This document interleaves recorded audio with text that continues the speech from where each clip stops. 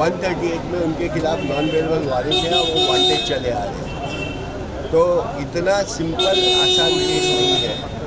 ये हो सकता है कि शुरू में प्रोसिक्यूशन ने जो है उसको मनी मैटर कह के कोर्ट के आगे पेश किया, परंतु ये सिर्फ पैसे का मैटर नहीं है, ये किसी एक वुमेन पे जो है अत्याचार जो हुआ है उसका केस है। अरे मोबाइल किसका बज रहा है? आज हियरिंग में जो है मोबाइल हटाना बंद कर। एक्यूज की तरफ से बेल के लिए आर्ग्यू किया गया, हमारी तरफ से उसको अपोज किया गया है। काफ़ी कुछ कोर्ट के सामने लीगल इश्यूज हमने रखे हैं जिसके हिसाब से बेल नहीं हो सकती। उसके अलावा जो है आज कर्नाटका पुलिस, मैसूर पुलिस भी यहाँ पहुँच गई है। एक्यूज के खिलाफ बहुत सारे संगीन अपराध हैं जिसमें एक अपराध जो है 376 का भी है और उसके अंदर वो मॉन्टेज चल रहा है। तो मैसूर पुलिस जो है यहाँ पे अपनी पूरी टीम के साथ आ गई है और कल जैसे ऑर्डर के लिए रखा है बेल के लिए, इमीडिएटली मैसूर पुलिस जो अपनी एप्लीकेशन रखेगी कि मुझे इसकी कस्टडी दी। उसके अलावा भी जो है और भी मैसूर में जो है उनके खिलाफ बहुत सारी FIR है। बहुत सारे केसेज में 138 में उनके खिलाफ नॉन वेलेबल वारंट है और वो वांटेड चले आ रहे हैं। तो इतना सिंपल आसान केस नहीं है। ये हो सकता है कि शुरू में प्रोसिक्यूशन ने जो है उसको मनी मैटर कह के कोर्ट के आगे पेश किया, परंतु ये सिर्फ पैसे का मैटर नहीं है, ये किसी एक वुमेन पे जो है अत्याचार जो हुआ है उसका केस है। तो मुझे नहीं लगता कि ऐसा कोई बेल के आसार हैं और कल हमारी डेफिनेटली जीत होगी उसमें। तो आज बेल नहीं आना सर आपके लिए? नहीं, आज तो जब मैटर ही कल पे रखा है ऑर्डर्स के लिए तो आज देने का सवाल है। अभी आप क्या कहना चाहेंगे? एज आ आर्ग्यूइंग काउंसिल डेफिनेटली मुझे पूरी आशा है कि बेल नहीं आएगी। नहीं, मैं तो लॉ जानती नहीं हूँ। सर ने जो बोला है बहुत ही आर्गूमेंट किया है, बहुत ही कम से कम आधे घंटे से भी ज़्यादा उन्होंने जज से में आर्गूमेंट किए हैं, 1 आवर सभी एडवोकेट ने। तो अब कल होगा।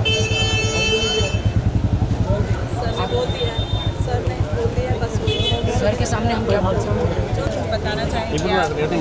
देखिए, अभी बेल आर्गूमेंट उन्होंने उनकी तरफ से तो जो उनको बात रखनी थी रखी, उन्होंने अपनी इनोसेंस प्रूव करने की कोशिश की। हमारे पास जो आज तक जो रिपोर्ट अभी जो कुछ हमारे पास जो भी हमको नया कुछ मिला उसके अंदर, जैसे कि उसके अगेंस्ट भी कुछ ऑफेंस थे उसके बारे में जो हमको माहिती मिली हुई। और अभी एक तो जो यहाँ पे उनकी कस्टडी नकारी गई है उसके अगेंस्ट में हम लोगों ने रिवीजन फाइल किया हुआ है, वो सेशन कोर्ट में अभी चल ही रहा है। अभी फिलहाल तो मैटर कोर्ट के पीछे रखा हुआ है कि रिवीजन की सबसे मांगी हुई है। रिवीजन और मैसेज जो पुलिस आई है वो भी अपना काम कर रही है यहाँ पे। तो रिवीजन का जो पेपर्स है उसके बारे में कोर्ट ने सुनवाई के लिए पेपर्स मांगे हुए हैं, वो पेपर जैसे कोर्ट में चले जाएंगे उसके बाद एक डिटेल ऑर्डर होगी बिल एप्लीकेशन में। जैसे हमने स्टेट की तरफ से जो भी इन्वेस्टिगेशन पुलिस थी उसके लिए जो ऑपोजिशन करना जरूरी था वो ऑपोजिशन हमने किया ही है। और फिलहाल अभी हम लोग एक ऑर्डर के लिए रुके हुए हैं। कुछ और फॉर्मेलिटीज और कुछ डॉक्यूमेंट दाखिल करने के लिए कोर्ट ने हमको बोला हुआ, तो बाय द टाइम हम लोग वो करेंगे। पॉसिबली हो सकता है शायद आज शाम तक कुछ ना कुछ एक अच्छा ऑर्डर मिल गया। ओके, एफिडेविट की बात की गई है सबमिट करने की, कुछ नहीं, बताना एफिडेविट की बात एक्चुअली मैंने कहा कि एक तो पेपर आ जाए कोर्ट में तो काफ़ी है, यहाँ पे पेपर नहीं ला सकते तो एफिडेविट, वो दोनों वाली बात है। लेकिन जहाँ तक है हमारे पास, जहाँ तक पेपर आ ही जाएंगे, आधे घंटे में पेपर आ ही जाएंगे, तो एफिडेविट की बात है वो।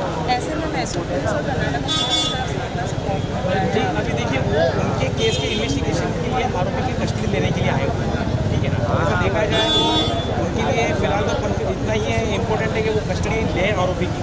तो आरोपी की गुहार लगा की कस्टडी की गुहार लगाने के लिए हमारे पास आए हैं।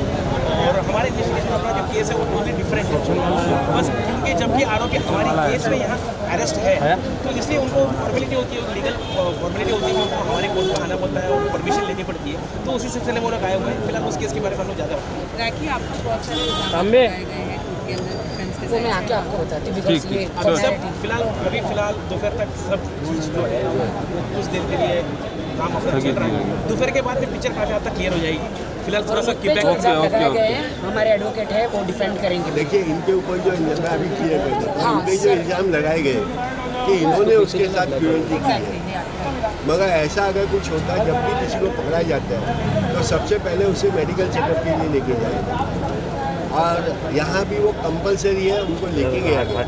अगर ऐसा कुछ होता तो डेफिनेटली मेडिकल एग्जामिनेशन में आता, नंबर 1।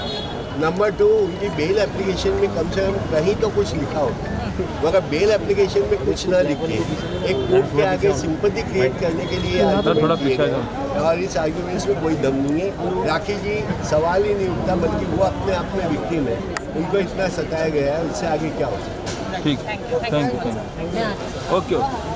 चलो चलो टोचन वाला आया उधर।